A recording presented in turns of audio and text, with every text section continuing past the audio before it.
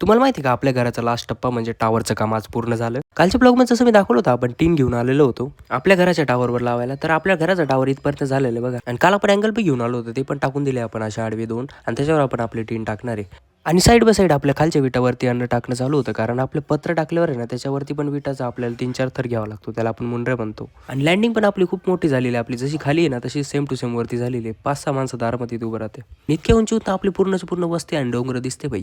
नजारे बघायचे असेल डायरेक्ट इथे येऊन बसायचं. आणि तुम्ही विचारत होते ना जेसीबी गेली कुठं? जेसीबी तिकडच्या गल्लीमध्ये काम करते बघा. सेम आपल्या इथं जसं 100 झाले ना पूर्णची पूर्ण ड्रेनेज लाईन तिथनं पण चालू आहे. मग आलो बाई दुपारी 4 वाजता डबल चहा घेऊन सगळ्यांसाठी.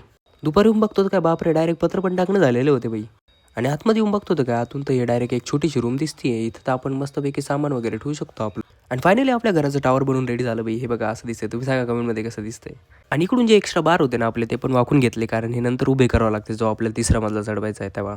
आणि मग नंतर बाई आपल्याला टावर भिजवावं लागलं कारण त्याला पण पाणी द्यावं लागतं ना. तर पप्पाने केली बाई मोटर चालू फुल पॉवरमध्ये टाकलं बाई बाहेरून आणि आतून सगळं भिजून.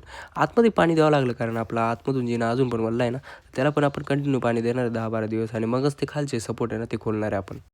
मग पप्पाने थोडंसं वरती पण पाणी मारलं कारण त्याने आपल्याला कळतं स्लोप कसा आहे कसा नाही. पाऊस आल्यावर सगळं पाणी खाली येतं का नाही. तर तुम्ही बघाल याला आतून आपल्या घरातून प्लास्टर झाल्यावर हे कसं दिसतंय. तर तोपर्यंत काय करा फॉलो करा लाईक करून ठेवा म्हणजे तुम्हाला नेक्स्ट व्हिडिओ लगेच बघता येईल. चला धन्यवाद बाय.